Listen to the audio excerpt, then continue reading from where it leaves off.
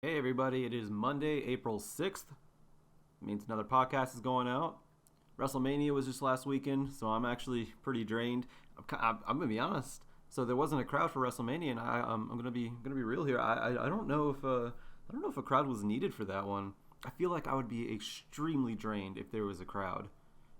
Don't get me wrong. I actually wish there were a crowd, but I think it was actually a good enough WrestleMania to where it didn't need the crowd, and the performers all worked over the obstacle of what's going on. So I think I don't know, props to WWE for their WrestleMania this year.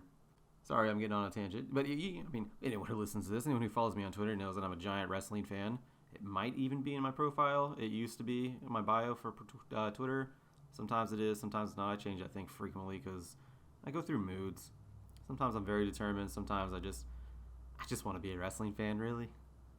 But yeah, anyway, I should probably get to my guest. My guest this week is going to be Draven. Actually, I say this week. My guest today, this Monday, is going to be Draven. He is the former director of esports operations at Boise State.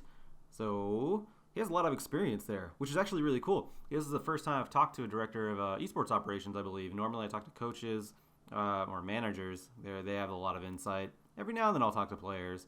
But I like to get the broad sense of what it takes to go into to get into or to produce a collegiate program, a collegiate production, things of the sort.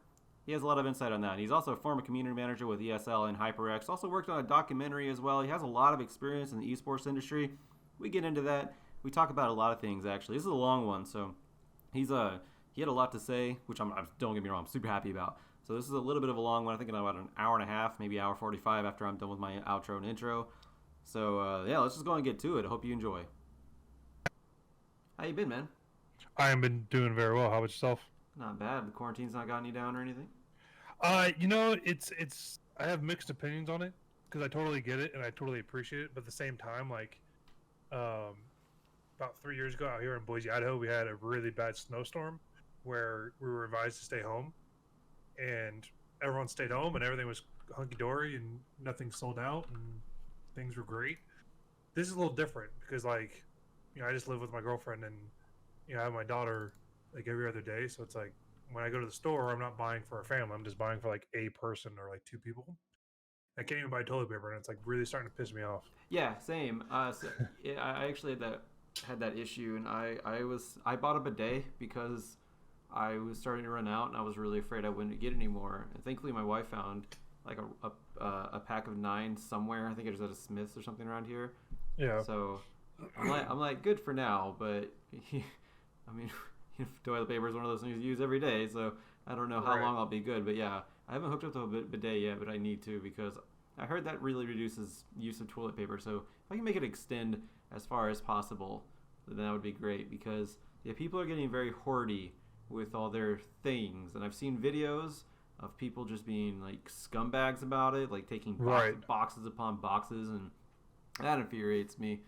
But I'm trying Yeah, to and that's trying to yeah, and avoid it. that's like what's kind of that's what pisses me off. Like I totally appreciate people planning ahead and like in all honesty, like we all should plan for a world event where you have to stay home for a month straight. Like, I mean, again, ideally, you should have that much supplies for 2 to 4 weeks. Like, I totally get that, but like, Boise is not that populated. Like, we have maybe 200,000 people, and so we shouldn't be running out of toilet paper unless people are buying stupid amounts of it.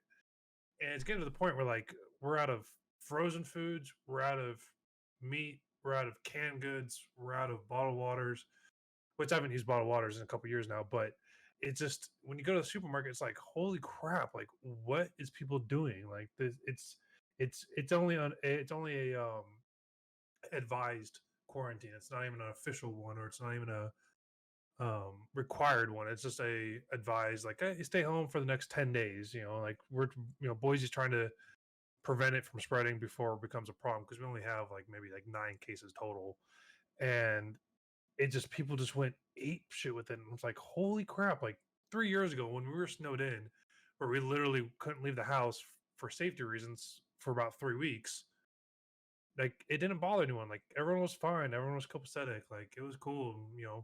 No big deal. It was very more neighborly. Now it's just like everyone's like out for themselves. I'm like, man, I was not expecting this. Otherwise, I would have bought toilet paper and the correct provisions when I thought things were going to get bad. But I was like, no, it's Boise. We're not that crazy. And sure enough, I was wrong. There are humans everywhere, and they all share the same sort of craze. The thing with Right. like snowstorms, because like I used to live in Cincinnati, and I would be stuck in snowstorms every now and then. Snowstorms. It's not quite Boise, but we did get ice quite Right. a bit when we had a river there, and that produced a lot of moisture. And we would be stuck indoors for not a week. We would be stuck indoors for about maybe like 4 or 5 days, which is still pretty long. Right. Nobody, yeah, you're right. Nobody would get crazy. I could still walk to my grocery store and things would be there. But I think that's because there is an end in sight for weather. Weather has Hmm. seasons, weather has melting points, weather can go by. Right. I think people are more afraid that this one doesn't have an end point. I mean, it does. I think that's a blown out of proportion that it doesn't have an end point. But at the same time, you do need to take precautions. But then at that point, you don't need to be overzealous about it. So, and I feel your pain. It's weird. It's hard.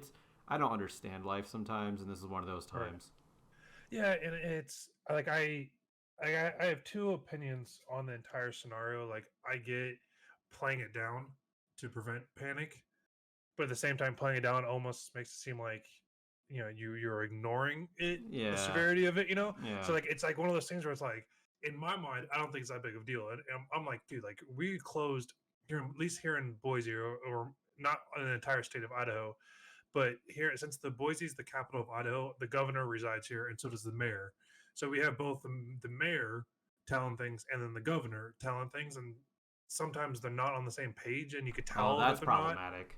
Yeah, and you could tell they're not because they're on both, politically side, and not to get super political, but politically, our mayor is really Democrat, whereas our governor is really Republican, and just the verbiage is different. And it's like, dude, like I don't care, I don't care what side of the fence you're on. Like, just give me some damn toilet paper and stop Right. closing so many things down. Like they like I totally get why they want to be preemptive, and they don't want to be the state that leaves everything open and then it causes a big problem. So they want to Yeah. close everything. So like we have, Boise's known for having, an awesome downtown, very similar to if you lived in Texas, like downtown Austin or downtown Seattle or downtown Los Angeles. Like we have a very awesome downtown district with like 25 different restaurants and 30 different bars and all these cool art shops, and like when I say smoke shops, like cigar shops and wine bars. And we have like on a Friday night, like downtown Boise is awesome, especially during the summer.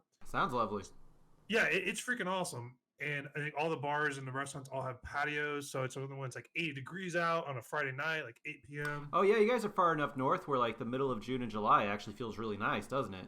Right. Well, yeah, yeah. So like from generally speaking, from like April to like June, our highest degree is like maybe 80, 85, and that's Oh, at that's night. so nice.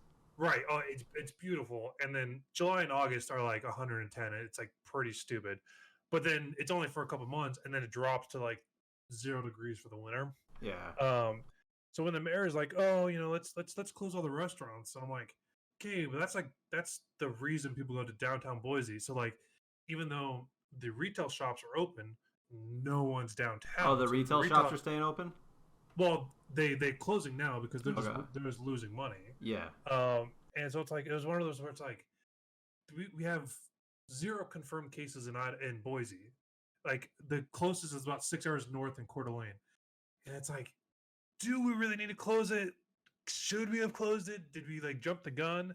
But it is one of those things where it's like, if we didn't close it, then if someone got a case in Boise and spread it in Boise, then the mayor would get in trouble for not closing it sooner. So I get it, but like it, it it's a bummer that the how important our downtown district really was to Boise, and Yeah. how closing it, like they closed hockey, they closed the baseball, they closed the football fields, they closed the gyms, like they closing so much stuff where it's like, all right, I guess we'll just hang out, like don't Yeah. have anything to do.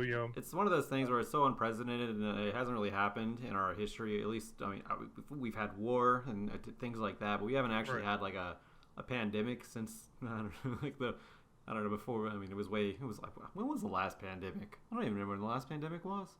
I mean, obviously, it wasn't when we were alive. I know that. The thing is, Right. yeah, our generation, I mean, for sure, like the last 2 or 3 generations haven't been through this sort of thing, so they're kind of going by the seat of their pants. And yeah, it's interesting seeing people make decisions because they've never had to make these decisions, and there's not much documentation on these decisions being made on such a global scale because when the last pandemic happened, like the world was vastly different. So it Right. wasn't. Yeah, we didn't have wine bars. We we didn't Well, have. yeah, Yeah. and it's a little more.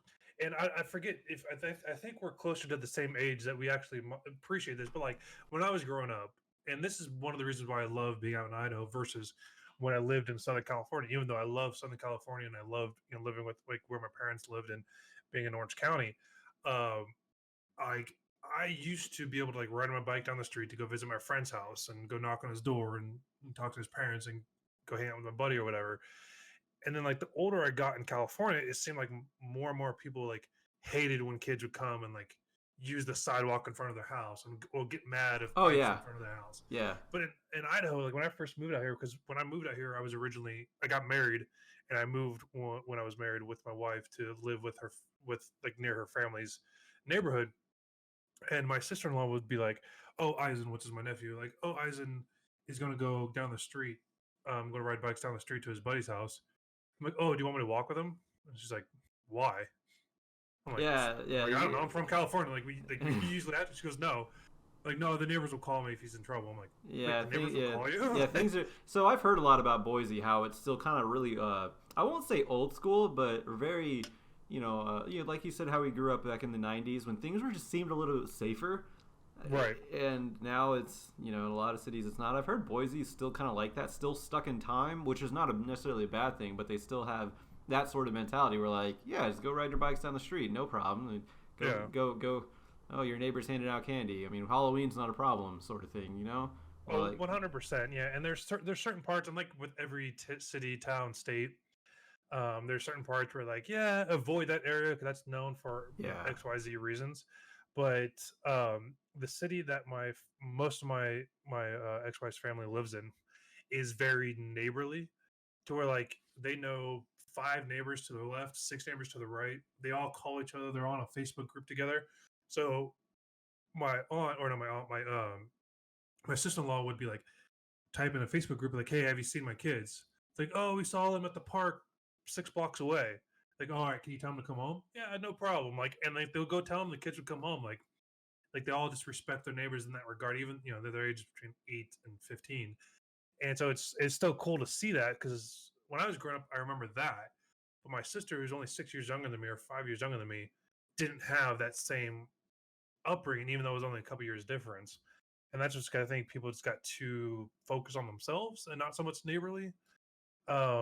Which is kind of why I was surprised that when all this is going down with Idaho, that I was surprised it went this route because I was not expecting this, like the extreme shutdown with like the hoarding of stuff with yeah, all that. It just was not expecting it, only just because how different it was when like we had the snowstorms. Like I mentioned with the snowstorms like 3 years ago, when we got snowed in, the mayor of Nampa, which is a city just outside of Boise, it's about 30 minutes outside of Boise, got snowed in, and the city straight up said, "Hey guys, like we haven't had this much snow in 20 years. We sold all our snow plows 6 years ago.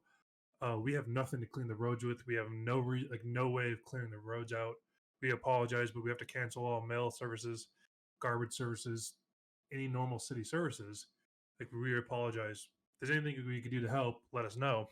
And so the mayor started going around in his truck and just went to neighbors' house, like, "Hey, do you guys need groceries? Okay, I want to go to the grocery store." And like started picking up groceries for the neighbors.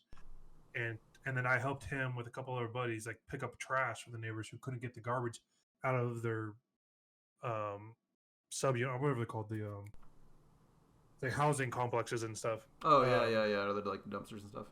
Yeah, because Yeah, like they just couldn't get it. So me and my buddies just loaded up our trucks with trash and took them to the landfill like an hour away because the dump trucks couldn't get in because there's so much snow, and they all had lifted trucks or they had home snow plows or whatever. So I just remember that in my mind going like, this is what like I remember neighborhoods being like. I love that you live in a place where you have a home snowplow. By the way, just you can attach to your truck. Well, it's because a lot of the out in Nampa, like so, Boise's like really city. Yeah. And then the further you get out, like the further north you get towards Canada and Washington and Montana, it gets more rural with like farmland. So a lot of people have farms out here. So all of them have like tractors and snow plows and all the farming equipment. So randomly, you'll be on a freeway and you will pass a big old corn plow thing just doing like 50 miles an hour on the freeway. It's just you drive past, you're like, holy crap. All right. Jeez. That's I haven't I haven't lived that far north. So like I said, the furthest I used to live in the mountains in Ozark, Missouri, and that was pretty bad. And I actually could get stranded out there, but it was still no problem because everyone had trucks there. Cincinnati, not everyone had trucks, but it would still snow. I lived in a college town of Cincinnati, or like a college suburb. So when it snowed, we pretty much just stayed inside and just called it a day. But we didn't really view it as that. Going back to like talking about how serious things are for you, and you can recognize it up in Boise. I also lived in Mississippi next to my mom, and it was after Katrina down in New Orleans, because I lived in Gulfport, Mississippi, which is 1 hour from New Orleans, and Katrina just destroyed that and ravaged that entire coastline, and that was on the Gulf of Mexico coast.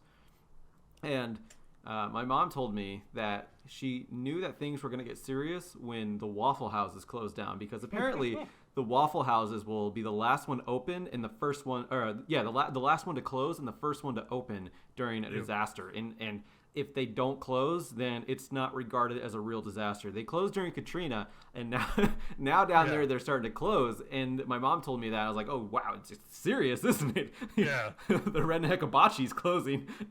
You know that things are just going to be like things are starting to get locked down whenever a Waffle House starts to move out.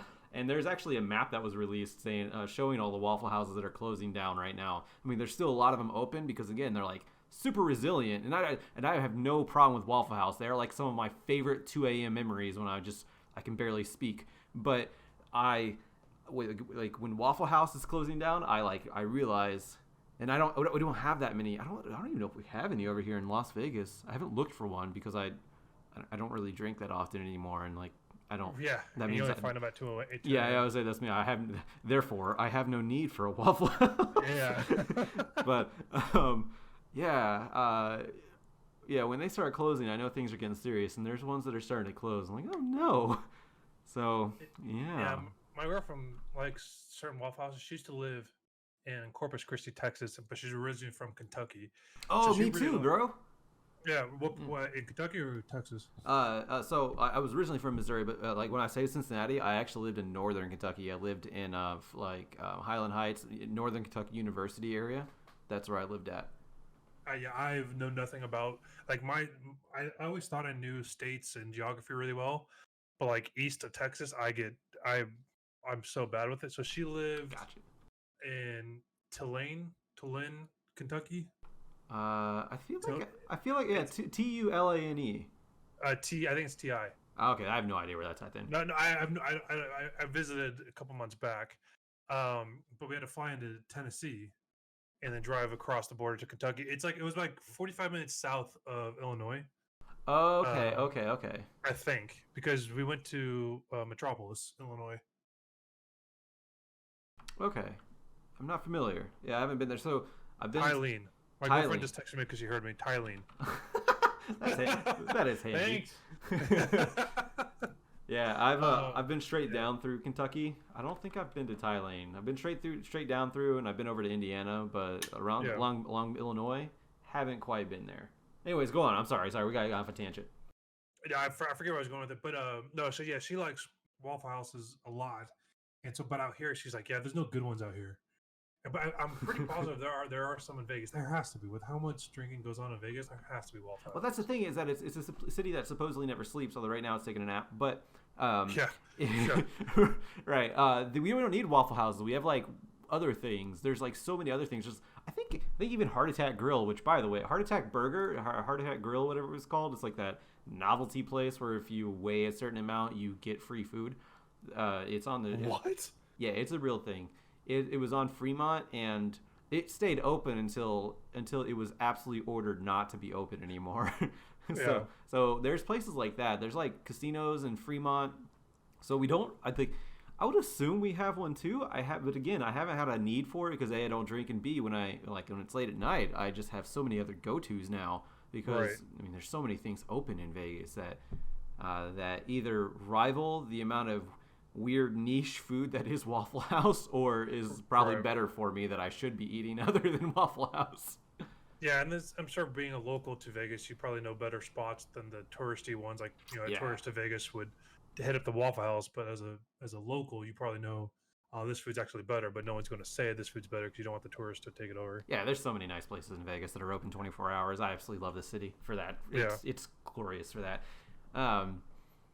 Yeah, so if you don't mind, probably should switch gears a little bit. That we like. We got on a good tangent though. We did. I appreciate that. I really enjoy tangents because Yeah. I have somewhat of an ADD thing, and whenever I get on a Right. tangent, it's easy to branch off into various other subtopics, like just talking about the Tylene, Kentucky.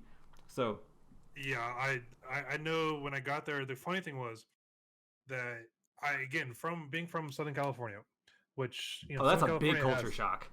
Right, yeah. Southern California has 9 million people in Southern California alone. To give you a better example, 9 million people in Southern California. In Idaho, as the entire state, has less than a million. Last time I checked. Yeah. So going from a 9 million just in the county that I lived in California to an entire state with a ninth of that, a little different. So then when I went from Idaho and visited Kentucky, it's even less, like less than Idaho. Yeah. And there is, when we were driving to my girlfriend's parents' house, down like this one lane going in, one lane road coming out, and you're being from Ozark, Missouri, you're probably familiar with that. Like Yes. just tall ass trees, big ass rocks, and you're just driving, and there's no signs, no nothing. And I'm just like, she's gonna kill me and murder me out here in the middle of nowhere. Like I'm trying to think of like, crap, what I do? Like she's about to murder me. Yeah. And then we get to her parents' house, and then her dad or her stepdad was telling me about how they have like 50 acres of this farmland, blah blah blah. And the next day he's like, "Hey, I need to do some work down on the farm. You want to come help?" Yeah, that's I was like, weird, "What?" right? Yeah, I'm like, and he's like loading up one of his, because obviously living out in the woods like that, you need, to protect yourself. So he's got a couple shotguns, and so he's loading up a shotgun. He's like, "You want to come help?" I'm like, "Dude, he's about to go kill me too. Like, I'm about to get buried out here. Like, I'm not coming." That's the thing about farmland is that you're sometimes not even protecting against humans. You would in a city. You're protecting against bears, which will. Oh, yeah, 100%. It was more for the bears that potentially might be in the area, or just if a turkey comes on this property, they're allowed to kill it. Right. And he's like, or food. You never know. Yeah, turkeys are huge. Wild turkeys are massive. They provide food for a very long time for anyone who hunts those back in the woodlands back there, like in Kentucky. Man, I never got to hunt as a kid or anything like that. But I did see, like I've seen plenty of it happening. I've seen people bring in their game, and it is those things feed a lot. They have a ton of meat on them, and you don't think that much with turkey, but they're huge. Yeah, wild turkeys look like they'll mess up your day. Yeah. But I was like, so when we had to take a couple quads out, and I was like, we're just driving like 10 minutes. I'm going like, dude, like he's gonna kill me. Like I'm 10 minutes away, no cell service, of course. And real quick, for anyone who doesn't know what a quad is, it's those things that you get on Battle Royale that have no covering. It's just the four wheelers. Gotcha. Oh my gosh. Like Warzone and PUBG, they're all in there. The pop culture references to modern day things. It's just things that you ride that. So yeah, unrelated to that. So when I just started playing, I don't want to say just started playing. About 3 months ago, I started playing Call of Duty with the new one. Yeah. And I'm enjoying it. I don't really play first person shooters that much. It's more just kind of relaxes me because I'm not good at it. So I just kind of go and play around with like random things, or just sit in the corner and just be a sniping, camping butthole and be that guy. But, one of those guys. Yeah, but when they had the quads on one of the bigger maps, and the fact that you could shoot off a quad, I'm like, this is actually could be really fun if you did like 2v2 teams, quads only, and just try to do trick shots off of quads. I'm like, that would be so fun. I think that'd be a lot of fun just because there's so much you could do with it. That'd be like Twisted Metal. Twisted Metal, dude. Like they need to remake Twisted Metal. Yo, Like, they did for a second. They made, like when PS3 launched, they did. I never got to play it, but I think it'd be a really fun esport nowadays. oh, for sure, Twisted Metal. Because with this is kind of segueing into our topic, but like with Rocket League, I love Rocket League because it It's reminds me of so Twisted fun to Metal, watch. but without like the super guns. Yeah, But I still think in Rocket League, outside of just having the boosts and being able to explode your opponent's cars, I think certain cars should have hooks or have nets or have something that will just change up the game just a little bit. Like have a hook to where if you're going after the ball, you could hook it and bring it back to you, so your opponent misses maybe, or you could dribble it a little differently, or a net where you could throw it and either catch the ball or slows your opponent down outside of the boost and outside of being able to explode your opponent. I just think having little tricks like that, I think will change the game 100%. I know they have modes and different mods that you could have that, but just competitively, I would love to start seeing a little more, you know, skill. I mean, I know it's a skill based game, so I shouldn't say skills, but like a more skill abilities. more disruptive skills. Yeah, just Yeah, a little more because yeah, you have to be able to dribble, which is in and of itself is really hard. I But can't do it worth sometimes, a shit. well, neither can I. But like, just sometimes I'm like, man, it'd be so sick. Like right now, like the guy's about to make a really good shot. Can you imagine if you just had a net or a hook, you just pull it out from your opponent? Like that'd be like really like game changing. I really think those sort of games should come back, like the destructive vehicle demolition derby kinds. That would be so fun. And what you're talking about exactly, like, I mean, even just something as simple as that, just having a hooker net. Yeah, I think I think that would be super fun. I do find Rocket League extraordinarily fun as it is, right in the format it is in right now. But yeah, there's a callback to these destructive like vehicles type games that I feel like would really thrive nowadays, and I think they. I mean, they were really fun back in the day, but I think they might have been a little bit too before their time because now you don't see any of them anymore. Now, yeah, the closest one we have is Rocket League, and I mean, yeah, it's super fun, but it's rocket cars with playing soccer. I mean, really, Right. I mean, And why is there not a machine gun on it? right. And that's when I worked for Boise State, and 99% of the time, like I would almost say 100%, but there's always that one parent that gets it. But like 99% of the parents always like want to know like what esports is or how does Yeah, what the game is. And I always use Rocket League because A, it's the easiest to understand, and B, it's the one where no one dies technically. Like League of Legends, you technically don't die because you get someone back. Overwatch, you technically die, but you respawn. So it's like anytime I just talk about esports or introducing parents to esports, I always bring up Rocket League or some clips of Rocket League. And I'm like, basically it's soccer, but with cars instead of players. And so it's the easiest to explain. So I think, it's the easiest esports to watch and pick up and understand. Not so much to play, but like as someone who doesn't understand esports, they understand Rocket League because they understand the base objective, which is just to score. And everyone knows, the traditional sports. Like, oh, okay, I just need to score. That's how we win, scoring. And that's it. Obviously, there's more technical to Rocket League, but as yeah, a they don't need to know newcomer that. and yeah, a newcomer coming in, they just see it. But like, man, it's like Twisted Metal. I miss. Um, there's a couple other games I could swear I like. Grand Theft Auto was always fun. To me, it got extreme, but that's just maybe just I got older, and the more extreme I got, the more or less I got into it. But like the Vice City, I still think is my favorite Grand Theft Auto. Oh, Only just so because good. the story behind it made sense. Like following that storyline, following that quest line, everything made sense. Like building your empire, all that made sense to Yeah, it me. was Scarface essentially. Well, and yeah, it was basically Scarface. I'm like, this is cool. You can you can play the movie. It ends the same way. Spoiler. And well, if you haven't seen Scarface at this point, I don't know what you're doing with your life. That movie's been out for uh, 40 years. Like yeah, it's been a while. It's 220 now or 2020 now. So yeah, it's been. like when did it come out? I think it was 87, wasn't it? I'm pretty sure it was 87. Scarface 83. 83.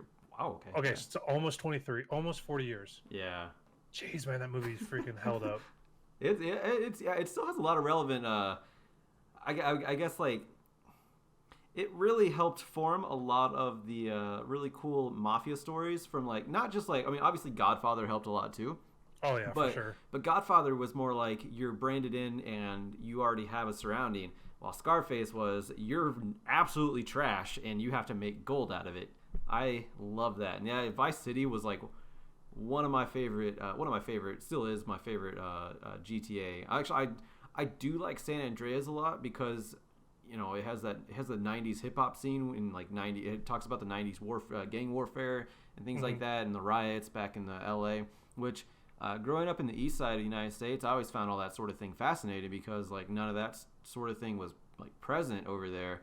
Right. So I gravitated a lot to San Andreas, and I also I like a lot of 90s hip hop, and a lot like that game features a lot of 90s hip hop. It also features a lot of 90s rock, which I absolutely love too. Right. So like San Andreas, I liked, and I didn't start respecting the music of which it's weird. It's weird that music actually defines a Grand Theft Auto because they're all based in eras, but their music is really important to me because you like drive around, you listen to the radio, and you create memories. Because I Ran is the reason why I started listening to A Flock of Seagulls' I Ran and getting into 70s and 80s music is because of GTA Vice City. So I will always associate that song with the pastel pinks and purples that was the color scheme of the nightlife of GTA Vice City. And if you haven't if anyone listening hasn't played it, it's like the way games can instill a memory like that is absolutely amazing to me. And it actually, like I said, it branched me into a whole genre of music I had no idea about, which I love Vice City for. And like I said, it was essentially a Scarface story, except you get to play it. And fun fact, Scarface actually had a game come out later on whenever like all these mafia games started coming out because Vice City did it so well. It wasn't even near as good as Vice City. So if you want to go play a Scarface-esque game, go play some GTA Vice City. I think it's on Steam. If not, it's really easy to acquire right now, and it's probably $9.99. It's not that expensive. I know for sure it's on Steam, and they reformatted it so it could run on Windows 10. You just have to have it on 16-bit with a smaller window. You can't full screen it, but I mean, still, it's so freaking awesome. But yeah, even the music with that game is pretty spot on. And I want to say, and I could be mistaken, I might be misspeaking, but with Vice City, they had the parody, the rock radio station where the guy who's the rock DJ who got fake collars. And this is all within the game. The fake collars are calling. He goes, "You're not even metal. You don't." Yeah. Yeah. He goes, "I know who Eddie is. He's the cousin or something crap." He would make up these random bullshit excuse. Oh my god, it was so great. And it's the parody radio station. And I want to say they were mimicking Howard Stern, but the parody of that radio station was so good in and of itself. The radio stations were good outside of the game itself. And like you were mentioning with the music, this had the spot on music. We're gonna play some heavy metal, and then they play 80s glam rock, and I'm like, it's not heavy metal, but it's still good. It's still good music. It was so great. Yeah, actually, GTA 5. So the satire radios are one of the main reasons why I play and still really enjoy Grand Theft Auto series, because number 5 and number 4 were really because I've grown up through those times. Obviously, I grew up through the 90s, but I didn't learn about all of the history of the 90s until I grew up and started reading about it. Even though I grew up through it, I was very oblivious to it all. I remember the OJ trial, but I had no idea the gravity of all that. I didn't really understand the context and the effects and the ramifications it had on our society. And that's obviously I didn't grow up through the 70s. I wasn't even born. I don't know much about 70s life from Vice City, but number 4 and number 5, I grew up, and they took place in the modern world in which they were made. So the 2000s, late 2000s, 2010s, and then on to mid 2010s. I grew up through those, so all of the references that they made in the satirical radios, I fully understood. And sometimes, especially Grand Theft Auto 5, I will still go in and just ride around and cause chaos, but the main reason is because I want to listen to some satirical radio. And I actually had a Twitch show that I wanted, or a Twitch thing I wanted to do one time, where I would just play video games, but also just I wouldn't have satirical radio. I would actually have documentaries on just some of the weirdest shit and try to hawk it as real, because I don't know, because I think varieties of trolling is funny. Even though sometimes it's not, but if I want to put on a flat Earth thing and try to convince someone that flat Earth is real, oh my god, that's so fun to me. Oh my god, that's perfect. Because I've studied a lot of flat Earth, because so one of the things when I first heard about it, and I've also done this with the lizard people theory too. When I first heard about it, I automatically went, well, that's stupid. But at the same time, I want to learn about it because there's established science and what they think is facts behind everything. And Right. that sort of thing fascinates me to the point where you believe something so hard that you make it real to yourself. And they do that with Right. flat Earth. They have a whole science that, if you actually read it, it debunks itself. But that's Right. them's the breaks. And Yeah. I found it all very fascinating. I've listened to so many podcasts on flat Earth, and it's just a fascinating culture that I don't I try to understand, and I want to I like to play characters that are like satirical radio, where I want to see how big of a following I get, because I've noticed that nowadays you can be absolutely batshit crazy and get a following because someone out there is going to believe you, and if one person does, then that probably means there's at least 10,000 people that do, because Right. just based on there's 7 billion people in the world, something like that. That's just statistics, and at that point, I mean, at 10,000 people, yelling into the ether about whatever it is weird shit you are hawking, and that creates such a weird culture, like subculture of humanity, that I thought would be really fun to play off of. But that takes a lot of work, and I never have. But it's all in my head that I want to, and one of these days I actually might. But I'm sorry, I went off another tangent. I do go around Grand Theft Auto 5 and just listen to the satirical radio because it's so entertaining to me. Yeah, and well, so on that topic, it actually reminded me of two things. But one, I don't know if the guy's still on the radio anymore. He was pretty popular in the '90s, at least in California. So he had this late night radio show. I forget his name, where he would be like a late night radio host, and he would have people call in to bring up topics that are not considered popular, like what's something you believe in that not everyone does.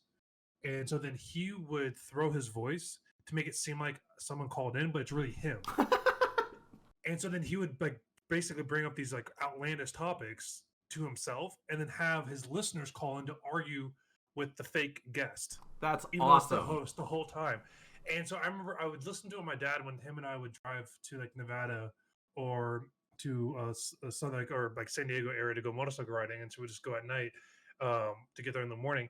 And some of them was like a guy.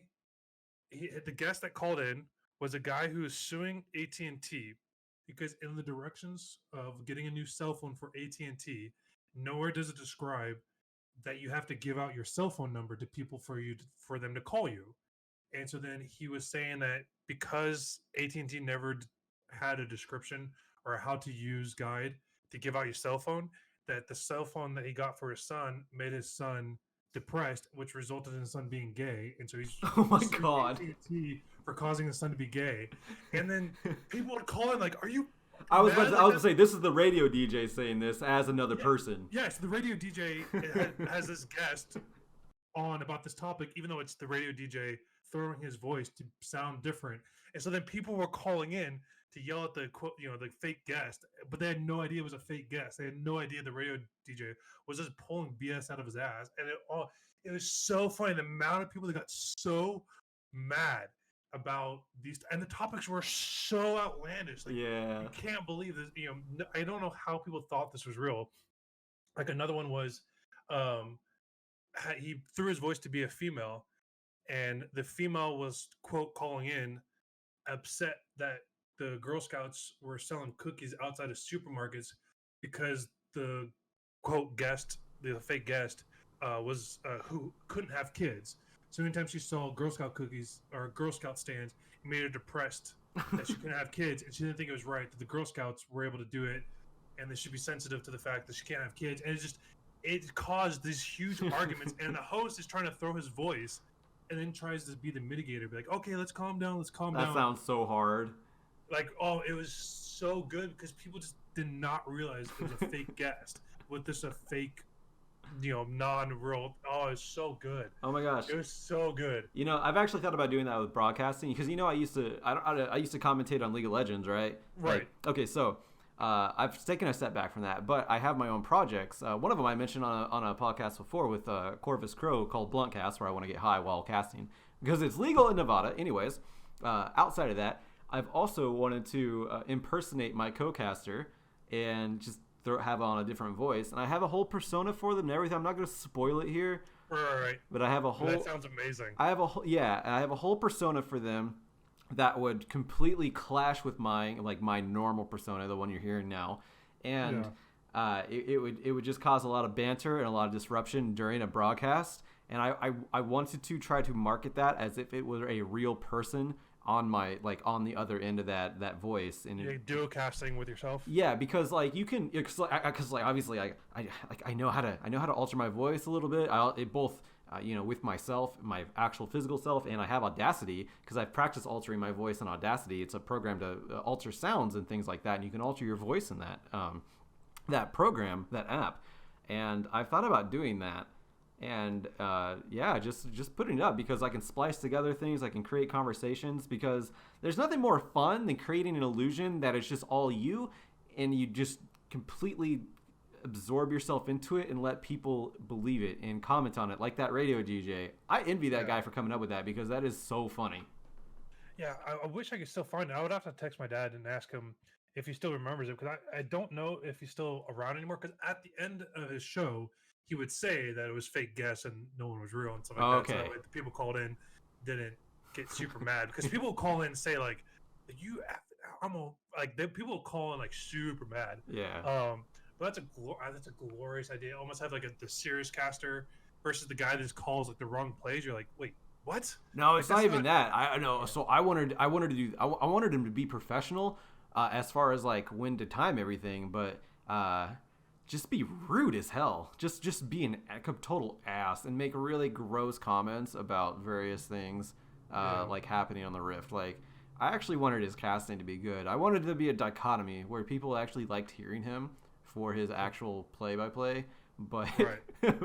or analysis. But then when he goes a little too far, which he always will, just might gross somebody out, or That's so great. might make someone very uncomfortable. That's awesome. I love that idea. I'll get onto it someday. I have a lot of time in Yeah. my hands right now, so Yeah, we all do. I'm doing the podcast to fill it up, so I don't shit post too much or cause more of a dumpster fire in the world. Right. So we haven't even gotten to your time at Boise. I mean, we mentioned it, but you were the director of operations and community manager there. Yeah, so for when I was at Boise State University, I originally started as like the JV coach for League of Legends, and I was there as a contractor or an advisor, and just help scheduling the tournaments and the games and stuff like that. Because there's 65 kids in the program, in the esports varsity program at Boise State, so it's just kind of a lot for one person to manage all their schedules and facing off against other schools' schedules, etc. But then eventually, this role popped up. A director of operations for the esports program popped up that I was able to apply for and interview for and eventually get the job for. And that one was handling the esports lab, also known as a battleground or a LAN center or the computer center or whatever wording verbiage you guys, whoever uses whatever school. But basically, I think we had 24 computers, all had games on it, OBS, Twitch, all that stuff on it, so the kids could watch their games, review their games, go over certain plays. We did it for League of Legends, Overwatch, Rocket League, Heroes of the Storm, Hearthstone, Rainbow Six, Counter Strike, and StarCraft 2. Sounds about like everything. Yeah, like all the major games, like we had our official varsity team and then we had our club team. And our official varsity team played games that were only teen rated. And that was for multiple of reasons. Mainly is when we're introducing esports to faculty members, to the state board, to the educational board, to other schools, to parents.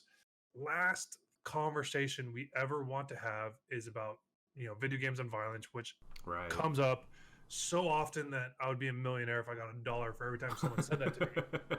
And it's one of those conversations where like I'm not going to change your mind because you don't want to listen, and I get that, and I appreciate parents who want to protect their kids, but at the same time, if they're not going to listen or if they have their own opinion regardless of what I say, then the conversation's done and there's no point in arguing it because you're not going to listen or you're not going to hear what you need to hear.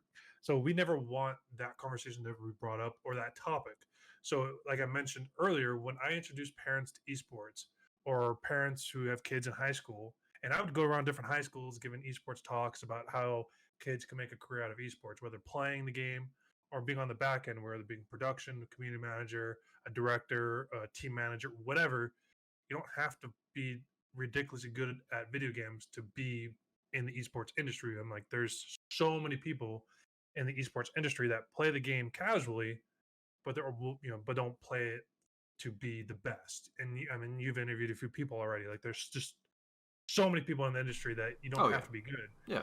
And so when I would talk with parents at high schools, I would bring up Rocket League and Hearthstone. They're the two games I would bring up first, and then slowly introduce them to the league. But I honestly, I would never mention Overwatch because it's technically a shooting game, and I know that if we go down the shooting game route, violence in shooting games may be brought up. Even though Overwatch is an animated, no blood.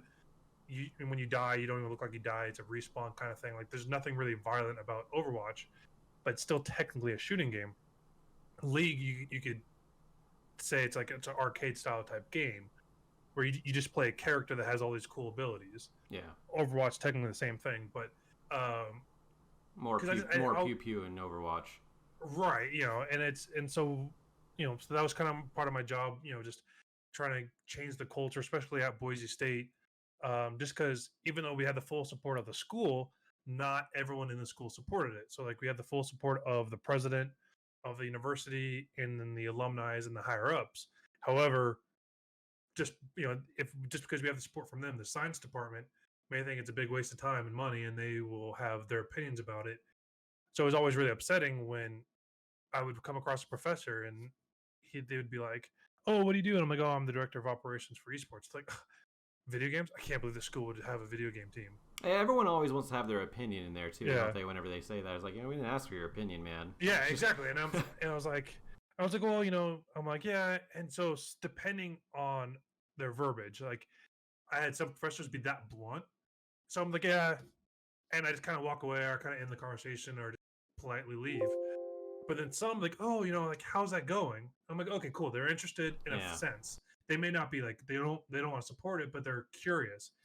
And I always tell them, like, it would be best if you want to come down to one of our live events, come down and answer any questions you have, and then we'll come down and see our 5,000 square foot esports arena. I see our giant stage and our students playing on the stage and our casters in our production room.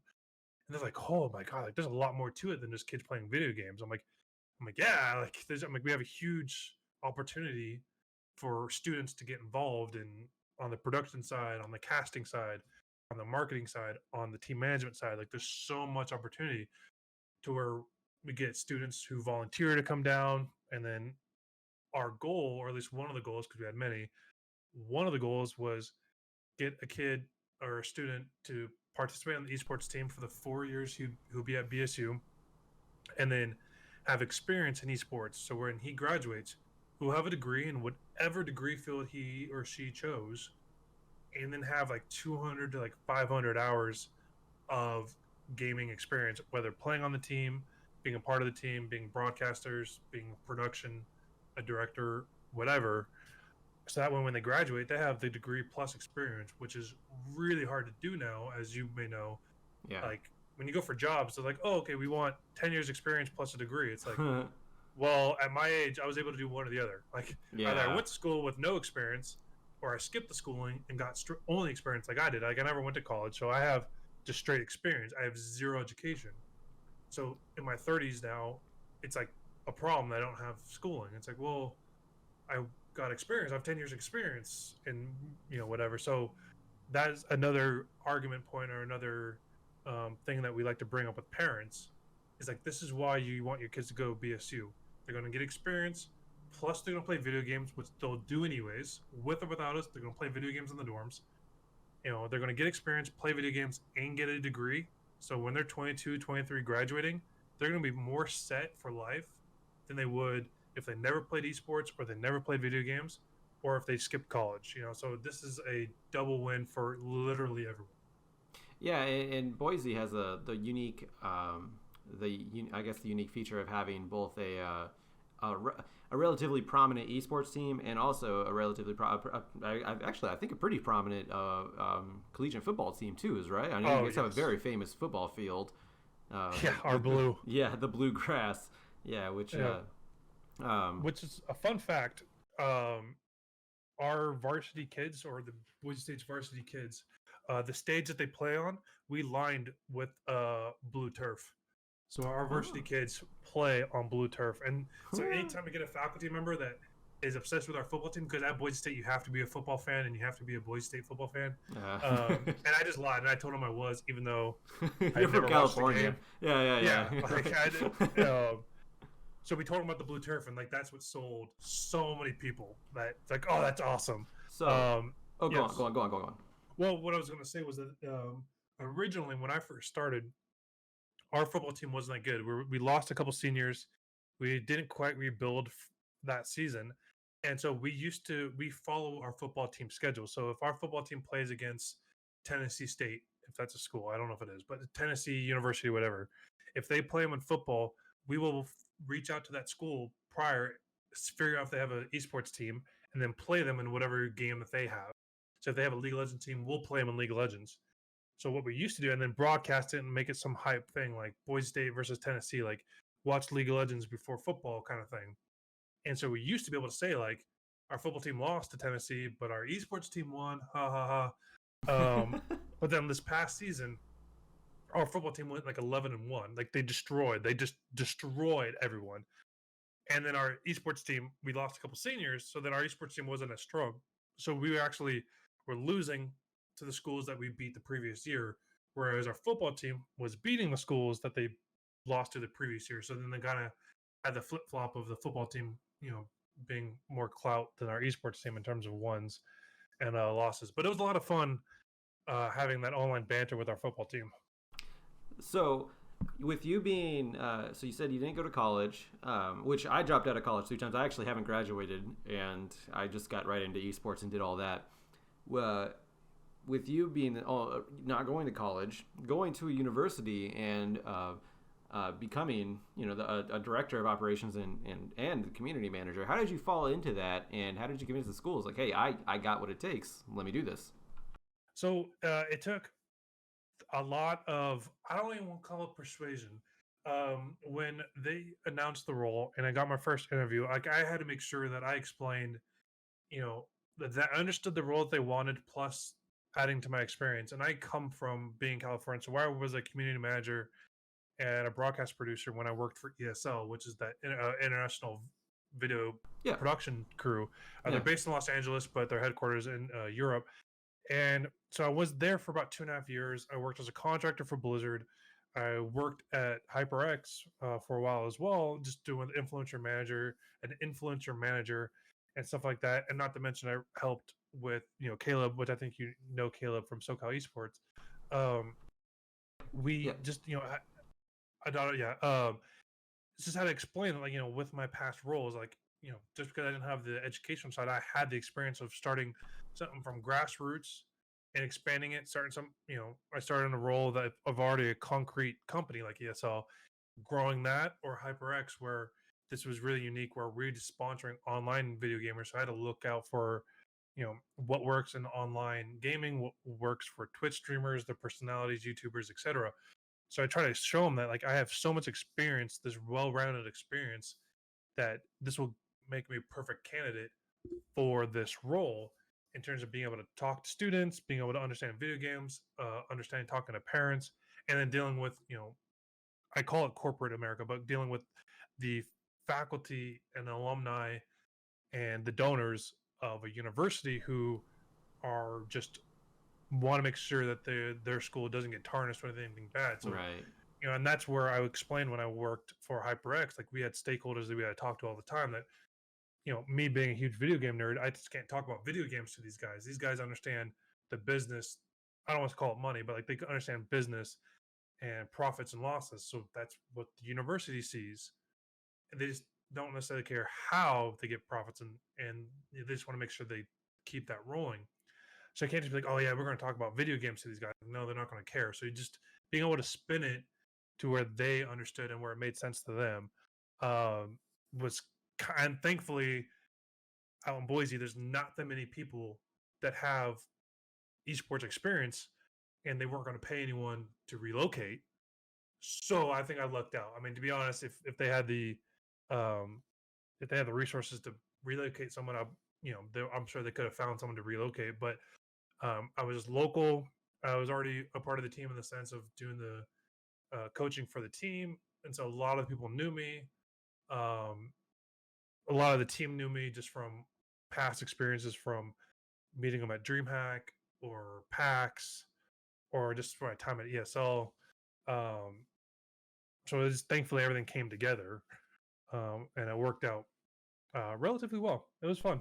Yeah, it seems like it. I mean, obviously, there's been progress made at Boise over the last few years. So, um, yeah, regardless if they could have brought someone in, they had the right person there. So that's good. So you're not there anymore now, correct? Correct. Yeah. So with everything that's going on, and it's not super public knowledge, but it's okay for me to talk about, is that with the obviously the pandemic that's going on in the United States, they laid off all non-essential workers, so basically non-professors. Oh, so this is They recent. correct. Yeah. So Ooh, with they moved all professors to online courses. Boise State is now online classes only for this semester. And when you work for a university, at least in Idaho, when you work for a university, you're considered a state contractor, and your contract goes from July 1st through June 30th or June 31st or whatever the last day of June is. right. Yeah, gotcha. And so they they put me on what they call administrative leave, where they're like, hey, like you can't come to class, you can't come to school, school's shut down, you could do stuff from home. And how it's looking the direction wise, I'm going off the assumption that they won't renew my contract only because they're going to have to recover for the last 4 months of the school being closed and all that. That they probably will drop any non-professors, like they just because the professors is what teach the classes. I didn't teach a class. I had nothing to do with students in terms of grades. Like so, I just helped run a department, and esports is not the department that they care about at the moment. They want to make sure the kids graduate and get the classes online. So they dropped a lot of employees, a lot of Man, what we do call a staff, which I was staff, faculties, teachers, I was staff. So like they dropped any staff contractor and just put them on administrative leave because there's nothing I could do for the classes. Like I can't teach classes, I can't do any of that because I'm not right. licensed to. No, I gotcha. Um, we can't esports stuff we can do for like hosting online, but majority, like 90% of my job has to be hands on. And if we don't have the lab open or the arena open, and we're not doing scrimmages against other schools, there's really not much I could do. Like I don't have to worry about inventory because everything's locked in the closet now. Like I Right. just like it was unfortunate. So the yeah, I was just one of the many people affected by uh Boise as a city closing down and the school closing down and moving to online only. So I'm technically still there on administrative leave. Um, I'll probably find out. I have 30 days, so they'll give me a 30-day notice if they don't renew my contract. So I'll find out in June if I'm going to get renewed for another year. But I'm going to go on the assumption that I will not get renewed, only just because they're going to reprioritize their budgets and stuff, and they probably are going to take a massive hit with students not signing up for fall classes Right. and just all the. I can only imagine the backlash that the schools are going to have to deal with, which is nothing that not Boise State's fault. It's not no one's fault, obviously. But I'm just very curious how the after effect of everything will be for schools. Yeah, I'm sitting here thinking, I'm like, that's a really tough break. Are they still? If you don't obviously you don't have to answer any of these questions if I ask, but I am curious. Are they still paying you for the tenure of your contract? Yep, they Okay, have to. that's a positive. Okay, that's good. Yeah, Oh, 100%. yeah, Which I was laughed. I'm like, when they told me to go for budgetary reasons, you have to put you on administrative leave, but we're still going to pay you. And I'm like, are you sure you don't want me to do work from home? They're like, no. Are you sure? They're like, yeah. that's interesting. Bold. Fine. Cool. I'm just gonna stay home and stream. And so the worser part, I was like, all right, I'm just gonna find some part-time gig as I wait, stream as often as I can, and then find a part-time gig. Maybe work at a restaurant so I get free food, or work at a movie theater because I get free movie. When you work at a movie theater, you get free movies. And when I was in high school, I worked at a movie theater. And I freaking loved working at a movie theater. It was like one of my favorite jobs because it was free movies, cheap dates, and you always got to watch movies when they came in. And this was back because now everything's on discs. Right. at movie theaters. When I worked in the movie theater, we The still had reels? hand reel. Yeah. Yeah, we had a hand reel everything. So like when Star Wars Episode 1 came out, when the Harry Potter movies came out, the Spider-Man movies with Tobey Maguire came out, we had to hand reel everything, and we had to make sure the soundtrack is on the reel, and we had to play it and then we had to watch it to make sure the sound matched the dialogue. And so we and all my buddies that worked there had to watch movies, twist my arm, had to watch movies before we did like the midnight premiere. Yeah. So me and my buddies would watch, like we watched Spider-Man 1 and Phantom Menace 1, 2, and 3, and Spider-Man 2. I'm trying to think of the other movies that were. But anyways, we had to watch them like the Wednesday night, made sure the reel was good, sound was good, and then we had the premiere Thursday night. So I freaking like the movie 300. So like I freaking loved having, now it wouldn't matter, but then with the city closing everything, like they closed the restaurants that I was going to work at, they closed the movie theaters. I started working for an event center out here, just running their concerts, and there are different concerts they had or different live shows that they had, because my experience in broadcasting, it was easy hire. But then they closed that. So, Yeah, events. okay, like this is like this is okay. This is ruining my plan of Oh my gosh. double income, like having a I don't want to call it like a meaningless job, but just having a job where I just work temporary. But it is what it is, and everyone this will recover and stuff like that. But yeah, so it's I'm bummed, but I'm hoping that with the year experience as a director of operations, I want to actually find a role. Like my next dream job is A, working for Blizzard, which may or may not ever happen, but B, working for a team. I think it'd be really fun to work for like a professional esports team. So that'd be a lot of fun if that ever transpires. We have quite the credentials, man. That sounds awesome. I obviously best of luck to you on that one. Yeah, no, I appreciate it. Yeah, but we'll see. I mean, there's so many people with great experience out there that it's one of those where like I'm not a throw my name out there like in your face kind of guy. I am not either whatsoever. Yeah, and I was looking at your Twitter post earlier, and I was like, I'm just like, I feel you, because I'm such the same way. Like, I can't for the life of me be the guy that like I can't do it. It's one of the good bads about. I used to do StarCraft 2 casting, and that's how I got partnered on Twitch. Was doing StarCraft 2 events online and casting for it, and then like now it's like when I see kids who started casting after me, who have like half the following I do, that's not even partnered on Twitch, that barely knows what they're doing. I say it nicely as humanly possible, but just has been doing it for a couple months, getting invited to cast DreamHack. And I'm saying, going like, yeah, I have like 5 years experience. Like, what was this guy doing? And then I look at his Twitter, and it's nothing but tagging DreamHack and nothing but tagging all these people. I'm like, I can't. Like, I refuse to do that. Yeah, there's a form. There's like a art of networking that I don't abide by, and I have no problem with people that do. By the way, for anyone listening, like tag your things. Like obviously, like I retweet people who's looking for a job on Twitter because it's nice. But that's different. Yeah, that one's way different. Like, people who are looking for jobs right now, I'll retweet. I'll freaking write a letter of recommendation. I'm about to.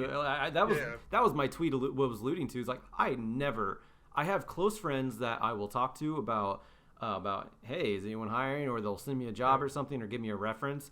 I don't think I've ever actually tweeted, hey, I just got laid off, here are my credentials, retweets appreciated. I've never done that, and I'm about to, because I don't know how long this lockdown is going to go on. If it goes longer than 30 days, then I'm not going to be able to pay my rent, that's for sure. Right.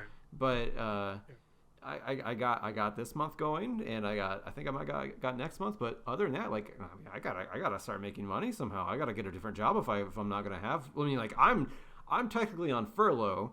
Right. I have unemployment filed. This is the first time I've filed for unemployment since before I was married.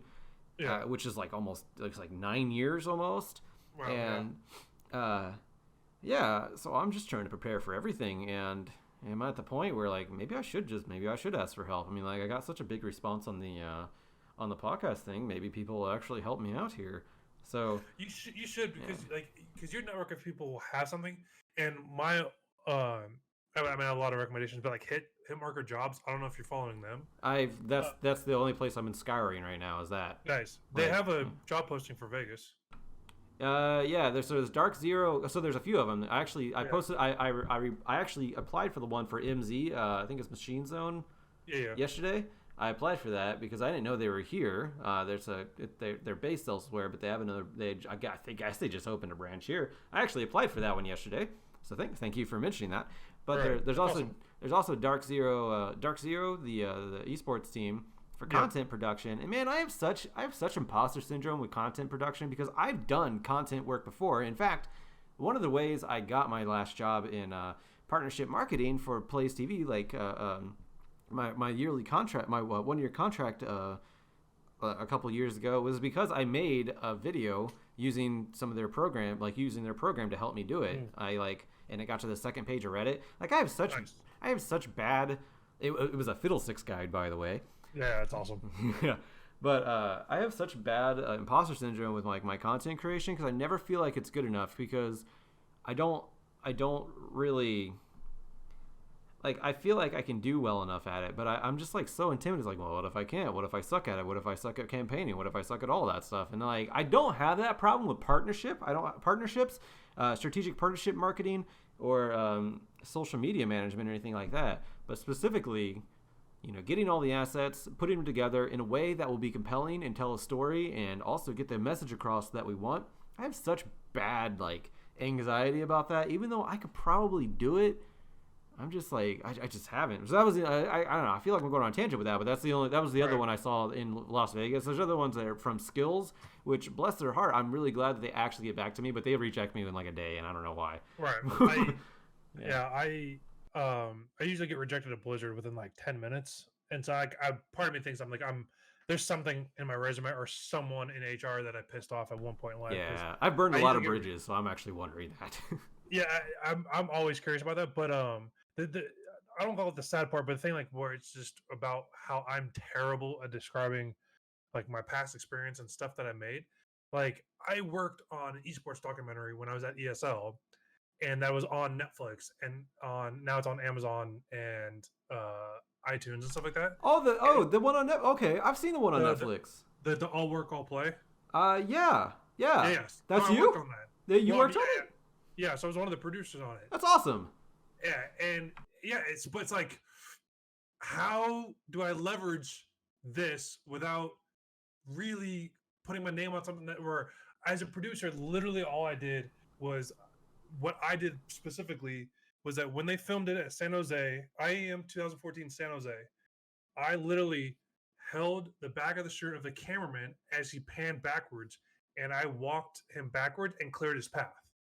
That was my role. I was just a handler. That's all you did? You didn't help with getting the location or anything like that? I'm genuinely curious about all this. Well, good, because the location was already set because ESL was the one that did it. ESL at the time ran IEM, so they still technically do, but so ESL was already there filming because they were filming IEMs. So they decided to make a documentary about the two North American teams with Cloud9 and was it Team Liquid?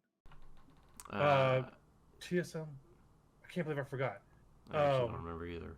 But I know it's very specifically following Cloud9 because Jack was involved, the owner of Cloud9, and he had a lot of say what was going on. But I had nothing to do with storyboarding or dialogue or anything like that. But I was just there helping the equipment crew who worked for ESL. They were the EU team of ESL, and so I was just helping the equipment handling. We moved to different locations. We helped set up the lighting, all the stuff that I did for ESL in their studio, outside of the community management stuff. Because at ESL at the time we had double roles, sometimes triple roles. So I was a community manager, which meant I had to do all the content and update the website, and then all the social media content and get the social media up, and then admin the Twitch chat anytime we went live for my games that I ran, plus run the tournament, plus if we had a live show, help with the stage handling stuff. But yeah, so it's I helped with the documentary. I didn't do anything creative wise, but I helped with it. But I also don't want to say it because I don't want people to think I did an entire thing, because that's not the case. I had nothing to do with the creative content of it. So wait, I thought I heard you say that you helped clear a path for the cameraman, yeah, but right. I thought I also heard you say you transported equipment and things like that, right? Right. Yeah. So if we're moving locations, so if we're on the stadium floor, and then they want to get shots of the locker rooms, I would help carry the cases if there was cameras or lights or mics. I'm always amazed by why the things companies ask for like as far as degree wise, because like what you like the stuff you're describing is still I would say it is qualifying, like easily qualifying for, you know, saying that you are a producer, or saying you have some sort of you know, the event or equipment handling management or some sort. I don't know, but like, because like when I read some things on like some of the descriptions of resumes, is this is the point I'm trying to make, is when I read descriptions of resumes, none of it is really hard. It just seems like a lot of stuff and like big words, but none of it is really hard. And what you're like describing, like, while it doesn't seem that hard, if you put it down on paper and you put it on a description for like a resume, I guarantee it'll look like a jumbled mess, like a jumbled, like, you know, like a few bullet points, because I feel like that's exactly what resume or job descriptions are. It's just like everything I'm applying to, I'm like, oh, this seems easy. I mean, obviously I haven't gotten the job yet, any of the jobs yet, but I mean, most of the stuff I'm applying to is like, this all seems really easy, even though I don't have a college degree, I don't have any of this, but like when I break things down, most of it seems pretty easy, and it's stuff that I could do. And I think that's something that you're kind of doing to yourself with the production things. Like, yeah, I mean, yeah, it seems easy, but you did a lot though. I mean, they had you there, and you were a prominent member, because I mean, who else is going to handle that equipment? Yeah, someone else can, but it wasn't them, it was you, man. Right. I think you should give yourself credit. Well, I appreciate that, but it's hard to relay that in a text form, because it's like, yeah, I know. Like when, because my resume, and this is also being in my 30s, like there's a company, I guess I'll talk about it, because I'm pretty sure I'm not going to get the job, but I interviewed for Evil Geniuses out in Seattle. Oh, for the community manager spot? Yes. I got that one pulled up on my laptop. I was going to apply for it. I was like, I mean, I have some community managers. They haven't denied me for it, so I'm pretty sure they haven't hired anyone yet. But apply for it, might as well. Fair. But like, I was the gal who interviewed me was super nice, but she had my resume up, and I could tell immediately when she was reading my resume that I didn't describe my job enough. Like, I didn't sell myself enough, because, you know, and this has nothing to do with her, because hopefully she doesn't hear this, but if like, because I could tell that she was like, okay, so yeah, you did, you know, a couple things at BSU, you know. I was like, couple things, like, and I was like, I freaking ran this varsity department for a state university. And it's like, yeah, when you're at ESL, you know, you were community manager for a couple things. I'm like, couple things, like. Did you stand up for yourself though? No, not in an aggressive fashion. It's hard. It's hard, right? Because you feel like you should like say, oh, they see a couple things, maybe it is a couple things. It's really not though. I've actually started doing that as like standing up for myself, which I don't know if it's helping. Obviously, again, I'm still unemployed. But yeah, so it was. I could tell that I'm like, man, I'm not describing my assets very well, because she'd be like, okay, so at ESL, like, tell me about a project you worked on. And I was like, oh, okay, well, you know, first thing I always bring up is the documentary, of course, yeah, because I was on Netflix. I was like, awesome. You know, all work, all play. She's like, oh yeah, and I remember seeing that. It was really cool. I was like, yeah, and another one when I was a community manager, I worked on the Mortal Kombat Pro series for Mortal Kombat X, and I brought up Mortal Kombat on purpose with Evil Geniuses because they were bringing over fighting game players, and so I knew that they would know what Mortal Kombat was. And they're like, oh, what tournament was that? I'm like, oh, it was the Mortal Kombat Fatal 8 tournament where we invited the top 8 world players to this, like, you know, quote, secret event, you know, making it themed like Mortal Kombat, because Mortal Kombat's like this invite only type tournament, blah blah blah. She's like, oh, cool. She's like, you know, how'd that do?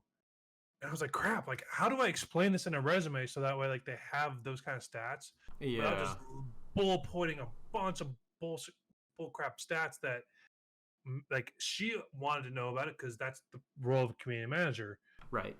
But like, you know, like, yeah, we were, you know, 600,000 concurrent viewers, peak, you know, 1.2 million. We were trending number 4 on Twitter for the day, in the United States. You know, we had Fred Durst in the audience. We had The Rock tweeting about it. You know, we had Terry Crews tweeting about it. Blah blah blah. Like, how do I explain that in a resume while it's describing my job role? That is interesting.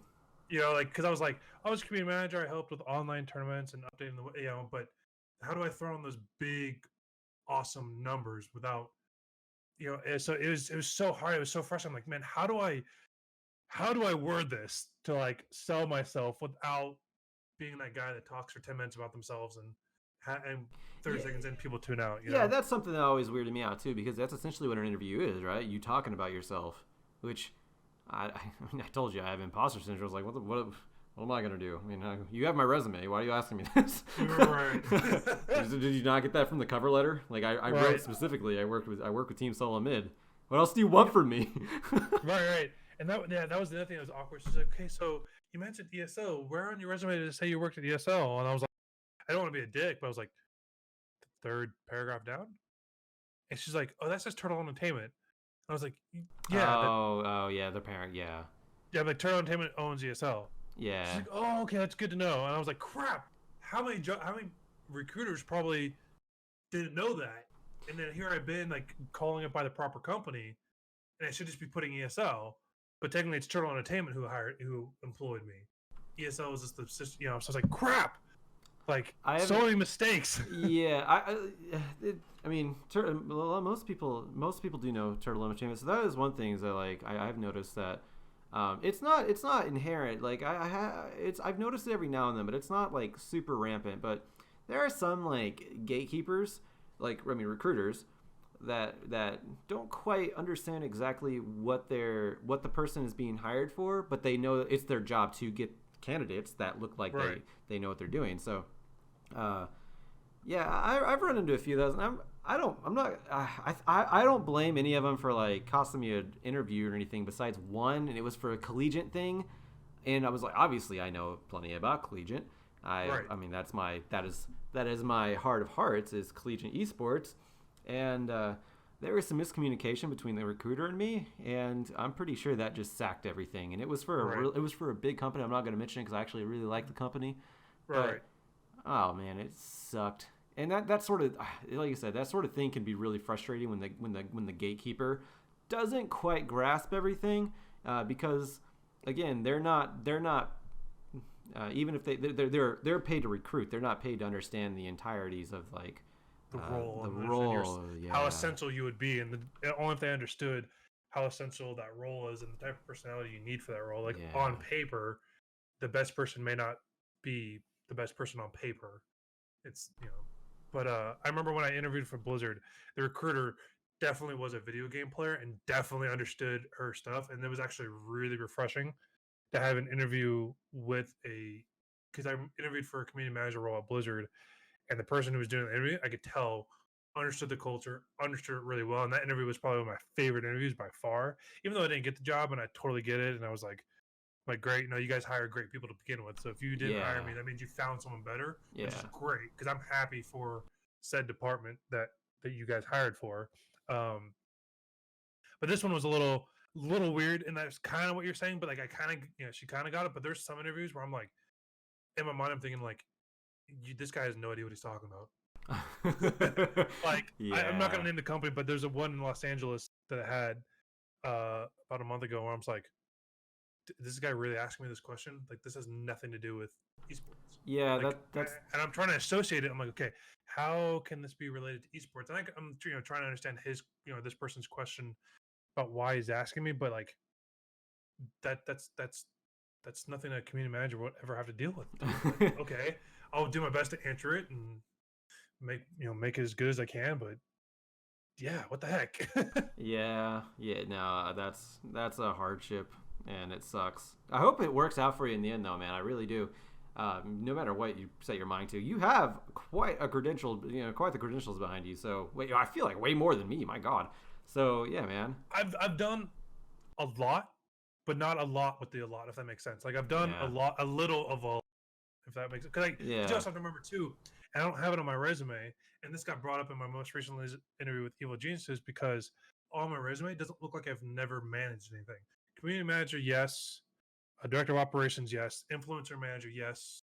But um, nothing, in terms of being a manager over employees. And it's like my esports resume is way different than my non-esports resume. Like my non-esports resume, like when I don't have an esports job, like I was a district manager of Sonic Drive-In, so I managed 3 different restaurants and had a hive of store managers and employees and stuff. So I had to manage all that. And then I don't think there's a Five Guys in Vegas, but there's a Five Guys Burgers out here in oh, Idaho. there is. Oh, okay, yeah. So I was a store manager of Five Guys, as well, and then I was loss prevention manager for Nordstrom's, and I used to work at Disney and stuff like that. So like I have these non esports related jobs that help me with the esports job, but it's like I can't make a 5-page resume. Like that's Right. just like I can't. I just can't. I go through that too, man, because I used to manage Yeah. the men's warehouse. I was the Oh, yeah, perfect. Yeah, you get so retail. yeah, I think is a if you've been a manager in retail, you are a community manager yeah, by far. 100%. The best community managers are people who've done customer service because they understand bridging the gap between the company and the customer, making the customer be number one, making the community show off as much. And Men's Warehouse, like I'm throwing an example, but say if you have a new suit comes in, or you have a new buyer come in, and it's Armani, and they want their suits to be the best. It's like, okay, then we want to take care of our client, yeah, and man. then you promote Armani to every single customer comes in, and so then same thing with a community manager. Like, okay, you community manager of League of Legends. Okay, then you want League of Legends to be the forefront and be up and center as best as possible with the best content, the best community behind it, best engagement. So it's like community customer service people do not realize how valuable they are as a community manager. In my personal opinion, I mean, I could be completely wrong. Nah, that's totally fair because I mean, yeah, it's a lot of honestly, it's a lot of the same thing, just a little bit more physical, kind of. And even when you go to live events, it's almost the exact same thing. For like, so I manage the rental department of Okay. of the busiest store in Atlanta, Georgia, Yeah. and we had to set up booths at like uh what do they call them? It's like these big conventions for brides that have a bunch of different things that go into weddings for like I uh, have no idea. oh man, I forget what they're I'm called. calling them bridal showers, but I don't think that's right. It's not. I mean, because I was what I was thinking too. Is like, no, it's not right. But Bride convention. it's just it's just a big convention hall, and they have various outlet vendors there for food. Oh my gosh, I get to taste a bunch of nice food when I'm there. When I was there, because I mean, I have like I have a team with me, and we were just we go in shifts, and every other hour, because that was an 8-hour day. We just had to stand there and like hawk our stuff to bridal parties, and try to get them to buy with us and not the competition. But Right. while we were had some downtime, we'd walk around and try all the samples of food that they were Yeah. giving vendors, and we were like normally dressed in like nice attire, so it looked like we were getting married or something. Anyways, they had no Right. problem giving us samples. It was lovely. But yeah, no, that's all very valid, because a lot of the work does coincide together, like go hand in hand. And they cross platforms, they cross streams quite a bit. Just one of them is retail, one of them is a little bit more fun in life, and it's called esports. Right. So Yeah, yeah, and it's yeah. So I googled it. The only word I could think of, bridal show. bridal show. Or, ha, It's bridal show. yeah, Yeah, bridal show, bridal expos, etc. But yeah, no, it's one of those things where it's like and that's kind of how I word things as best I can, because as a community manager, for example, when I was a community manager of when I was at HyperX, when the influencer and community manager, my job was to find streamers, Twitch streamers and YouTubers who we potentially could sponsor. And it's not as simple as, example Ninja. Not as simple as just contacting someone like Ninja, but like, hey, sell our stuff. Like there has to be a great collaboration. It has to feel organic as possible. right. And so with customers, like you can't just sell an Armani suit to someone unless you're really good. But like you have to find that Armani wearer, the guy that's going to wear that suit and going to look good wearing it, and who wants to wear it. And so you just have to you filter through the 2 or 3 people that may come in that you maybe knows, but you're going to find that guy that's going to love Armani, that's going to wear Armani, and it will be a good person who's going to come back and buy it again or buy another one. So same thing when I was at Nordstrom's. Even though I was a loss prevention manager, part of my role was helping sales during like Black Friday sales and Christmas and stuff. Like they would have us stop watching people who might be stealing and help customers. And so I would sit and watches because I love watches. And so I would sit with watches and help customers try on different watches, and you just try to build that gap, or bridge that gap, and not make it seem salesy and just make it seem more organic. And I think that's what community managers do, is you just want to bridge that gap between client versus company. Or best example is the CEO of Razer. I think he's the best community manager for Razer by far, because that dude is online as often as possible. Responding to his fans as often as possible. It's easier when you're a public figure for the company you're working for, Right. like he is. Yeah. Right. But yeah, it's like that kind of mentality of like, I think personally, I mean, but it's not feasible. I understand that, but like Hybrux kind of does a good job with it as well. Series kind of does as well, where like they respond to people and they retweet people. Monster Gaming is a great example. They retweet people a lot and they tag people a lot. They respond to people a lot, and so that's just one of the ones. Red Bull Gaming does it too. Yeah. Or if you think about companies that just respond the most, it's like that's the kind of community you want to be involved with. But then we think about teams like, dude, if I tag like my favorite sports team is the Los Angeles Kings. I don't recall. I love Yeah, them you're for the lost. past You're 5 lost years. in the ether of all the other ones. Right? Like they don't. Not that they don't give a crap, but like they're not responding. They don't care. Like they don't understand that community side to it. Even though they post great content and there's great stuff for them to have. It's just like I will have a better chance of getting at least a liked Twitter post by Red Bull Gaming or Monster Gaming or whoever Yeah. before LA Kings, and that's why I think there's a huge disconnect and why I love esports versus traditional sports is because the esports has that community person to appreciate the community. That's a very good way of looking at it. Yeah, you're totally right on all that. And, yeah, that is the thing is that community manager, it seems like on the outside, it seems easy, but man, it is such an essential part of of a company.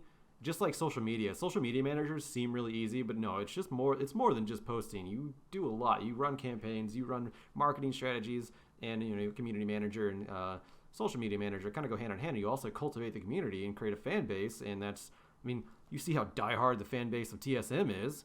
And Right. That's and 100 Thieves. 100 Thieves fans are buying some stupid shirt that has 100 with a black font around it. It's so stupid, but they have the fan base to do it because they've cultivated it through community management and all their social media campaigns. So yeah, very true. I'm very curious because I don't know. I'm very curious who's on the back end of 100 Thieves because whoever's their marketing person is a god. Because like it was one of those things where like it's just I don't know if it's because like they have like the rebelness side to them or whatever it is, but like the 100 Thieves stuff is like killer marketing and killer community. And I do not understand how and why, but it's phenomenal and it's amazing to watch. Yeah, I do enjoy seeing that sort of thing. Which actually today for a job I had to say which on-brand marketing I like the most. And I actually picked lately. I actually picked FlyQuest because they're doing a like a Go Green sort of initiative, which goes with their whole scheme and their branding anyway. So I love that. Right. That's awesome. I love all that stuff. Man, it's been a great conversation. What so your name's Ryan. Do I call you Draven? Is Draven part of your real name? Yeah, so Draven is my middle name. Nice. Yeah, and then I use it as an handle for literally everything. Any game I play. Yeah. It's my online handle for Twitch, or it's my online handle for Twitch. It's a little bit for Twitter, but the person Draven is a deactivated account because Twitter is owned by whoever or whomever. Yeah. Like I can't get the actual @Draven for whatever reason. YouTube. I mean, it's just I go off that handle any game that I possibly can, which is good and bad because I have been playing League of Legends recently. Yeah. And there's Draven, the character in League of Legends, and I get flamed so often for not playing Draven because in League of Legends my username is Draven. Yeah. Or my summoner name is Draven. But who do you play? Tell me who you play. Oh, so I play Fiddlesticks. Yeah, you do. Yeah, Fiddlesticks and Sona the most. Ashe, if I need to ADC, I'm terrible at Draven. And it's just unfortunate because when that character came out, people are like, "Oh, this fanboy who has the summoner named Draven." It's like this. I've had this account for 5 years prior to Draven even coming out. Like you guys are, and then if I play StarCraft 2, my name in StarCraft 2 is Draven. Until people are like, "Oh, go back to League of Legends." Another trucker, like Riot ruined everything. Yeah, it's so I always joke with them like, since you guys stole my name, like, do I get anything for this? And they're like, nope. So sometimes if I find someone who's super gullible, I just say that I don't know if you're gonna remember this, but back when Riot was first starting out, they did every single thing they could to get new people to sign up for League. That if you used to have an invite code, and that invite code, if you got 10 people to sign up through, you used to get like a free skin. If you got 20 people to sign up, then you got this. So you used to have all these perks. Yeah. If you had 10,000 people to sign up, you used to be able. They didn't get 10,000 people to use one invite code. But their thing on Reddit was 10,000, or on their forums was 10,000 people to use your invite code to sign up for League of Legends. Then you were able to design your own champion. I think I remember that one. I remember that one. Right. So I jokingly say that like I designed Draven. It's foolish. So if I can find the gullible person that believes it, then that's on them. But every now and again, I would say that, like, oh yeah, I'm the guy that designed it, and people trip out. And I'm like, yeah, I had 10,000 people use my invite list. Going back to that radio talk show host we talked about earlier. Oh, 100%. Just bullshitting people. Oh, 100%, man. It's so great with the game, and yeah, it's good times. Man, all right. Let's wind it down from there. It's been really good talking to you. This is a fun fact about anyone listening. It's the first time you and I have actually spoken, and I feel like we've been speaking for years. Like this is really like so when people are on the show, I say I can give you bullet points, but I prefer organic conversations because that's just the kind of guy I am, and I try to get a conversation out of anybody. And man, this was really easy with you. I appreciate it. No, I appreciate it. And I love, it's kind of going back to my past jobs. I love being front and center. I love being on the camera. I don't need a script. Just tell me what to talk about, and we'll go from there. Oh yeah, that makes sense. You're a caster. You're a former caster. Right. That makes total sense. Right, but even before that, I just love, there's a couple, when I was at Boise State, a couple times I was on the news, and the person was like kind of giving me direction, and I was like, hey, to be honest, just ask me a question on the fly. I'll give you a better answer if I don't think about it. Yeah, that's kind of how I am too. That's why I don't script things. Right, like it's good scripting, like the subject matter, or like hitting the bullet points of, like, welcome to Boise State, University, or esports arena, or located XYZ. Today we have, and then kind of going off script. But like, I knew you had Teresa Gaffey on, like last week. I've known her for almost 10 years, and I only met her for the first time last year. You guys know that? I didn't know you knew her. I knew her. I used to work with her in CSL. Like, we worked in CSL for years together. Went to numerous live events. Right. That's how I knew her from coming across, like, meeting across her from when I was playing StarCraft 2 a little bit more often. Oh, yeah. CSL was big in StarCraft 2 back in the day. Right. And they're hopefully will bring it back, but, regardless. Yeah, so it was cool, like, finally coming across her. It was like meeting her. I was like, this is weird. Like, we're meeting, but yeah, she's really freaking cool. It's really awesome just being out and about with her, because she's like super New Yorker and has this like thick ass New York accent, and she'll just drop these like New York like curse words, which obviously New York curse words are the same words, but they're spoken in a New York accent, so they're way heftier. It's awesome. So just chilling with her, and her being her natural New York Teresa Gaffney person. She's like one of my favorite people to talk to. But she's actually just a genuinely cool and like nice person in general. But yeah, I like, man, when I first met her, I was like, this is so fun. It's just because we were like, it was after an event, we had some drinks, and we were just walking. Like, we were like, all of our crew was walking down the street, and she was just like, I don't even know what she was saying, but it was in a New York accent. And it was awesome. Yeah. All right, that's awesome. Yeah, she's a cool person. That's one thing I really love about esports, and I've brought up with like, not so much my parents, because thankfully they've been around long enough, or at least watched me in esports long enough to understand it. But when I was at Boise State, talking to high schoolers, or high schooler parents, it's more the high schoolers' parents. I didn't have to convince a high schooler to want to go to college to play esports because they want to play esports. So that was an easy conversation. It's the parents getting them to play, and I was telling them, it's like, most of my friends are online. Most of my friends who I would call a friend, I've never met. I'm like, and that's weird for, the parents who are a little bit older, come from a generation of handshakes. This is the generation of online lobbies, and it's it's always fun because coming across people who we've known for 3, 4, 5 years now, known of, been around, seen, but then get to talk. It's like, yeah, it's like, what's up? So that's one thing I really love. It's different with esports. It's so unique that. There's a lot of people on my friends list on Twitter and Facebook where I'm just like, never met this person in real life, but it's cool coming across them. And sometimes it is kind of awkward because people come up to be like, hey, it's blah, blah, blah. And I'm like, oh, hey. Oh, Dude, I will fake the shit out of that. If someone comes up and I don't remember them, I'll like, oh my gosh, hey, how's it going? Let's yeah. blah It blah. happened at a Twitch after party once where this guy came up to me and I felt so bad. Where like I was like, "Who are you?" He's like, "It's Wolf." I'm like, "Bro, who?" And he showed me his Twitter. I'm like, "Holy shit! Yes! Hey!" like I felt so bad. I didn't know his handle, but I knew him as Jeff. So I was like, "Oh, dude, yes! Hey! Like, what is up?" Like, oh my! I felt so bad. But we used to do StarCraft 2 events together. Never met him in person, but it was cool to see him in person randomly. Yeah, I will BS until and no one will ever know that I do this to them at the moment. They know that I do it, but not to them. Right. I will BS until I find out their name because names come up in conversation, experiences come up in conversation, and Yeah. I will find out before I ever breach the topic of saying their name. I'll say, "Hey man," or if it's a woman, or like, "What up, girl?" or something. Just make up the most like just generic greeting ever. Right. Yeah. When a couple weeks ago, well, actually longer than a couple weeks ago, I took my girlfriend to California for the first time because she's never been. And I told her, I'm like, hey, at Disneyland, there's a lot of Blizzard employees there. There's a lot of Riot employees there.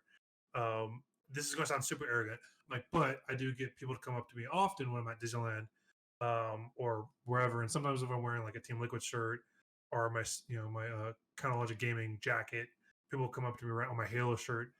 And like, so if anyone comes up to me and I don't introduce you, it's because I don't know their name and I don't want to be rude to them. Noted. So please take the initiative for me because I'm gonna feel like a dick if these guys come up and be like, "Hey, Draven and I see," and I don't remember the name. So thankfully, it only happened once. Everyone else I didn't recognize, but it's really bad sometimes where I blank so bad with names. But yeah, I always have to BS my way around it until they mention something and then it triggers their name. Yeah, that's the life of knowing too many people. Yeah. All right, man. Let's end it there. I'm gonna be frank with you. Cool. I'm hungry. Oh, dude, I'm starving. My girlfriend's cooking. And I'm smelling it, so it's all good. Go get some food, man. Yeah. So it was. Thanks so much for being on. It was really good, man. Like I said, out of people I've never spoken to, one of the easiest conversations I've had. So I appreciate you. Thanks, man. No, I appreciate it, man. I love podcasts. Like I said, I love talking, love video stuff, any and all stuff. It's especially if we get hot button topics. Like I love it. So it was a lot of fun. So yeah, I'm All excited. right, sweet. I appreciate you inviting me on. Yeah, more than happy. And yeah, man. Good luck in the job search. And if anything, I hope Boise still has a place for you. But if not, either way, good luck, man. It was a lot of fun. All right, thanks, man. I'll see you around the interspace there. Oh, for sure. See you, man. But So yeah, Draven and I have some things in common. We're both quasi unemployed right now, laid off, looking for work. Have a history, have no idea how to flex it, and yeah, just trying, looking for our next opportunity, next step. So good luck to him, and obviously I hope something comes up for me as well. Either way, that's gonna be it for this week. Thank you very much for listening, watching, however you consume this. I don't think I'm going to do the whole like, share, subscribe thing anymore. I just hope you do, but I mean, at the same time, I kind of feel weird saying it. I kind of feel like, I don't know. I don't like saying it. I never have. I think I'm just going to stop. Either way, I'm glad you're here. I hope you're here next week. Hope you're here Friday. Hope you're here whenever it's convenient for you to consume this. And thank you for doing so. Once again, my name is Joshua Fequez. You can actually follow me on Twitter at twitter.com/Fequez. That's P-H-E-Q-E-S. I will still hawk my Twitter because that's where I interact with people. I'm not going to interact with a like. I'm not going to interact. Well, I do interact with comments actually down below. But yeah, either way, I don't know. I'm in a weird mood. You could probably tell. Might be gone by Friday. Who knows? But either way, this is how I am. It's I don't know. I don't know. I'll figure it out. Maybe I just got to play some Rainbow Six. I was actually doing really well in that the other day. I think I won like 7 straight, which is phenomenal for me. So I'm pretty stoked on that. Anyways, thank you very much. Have a good day. Be safe. Be healthy. See ya.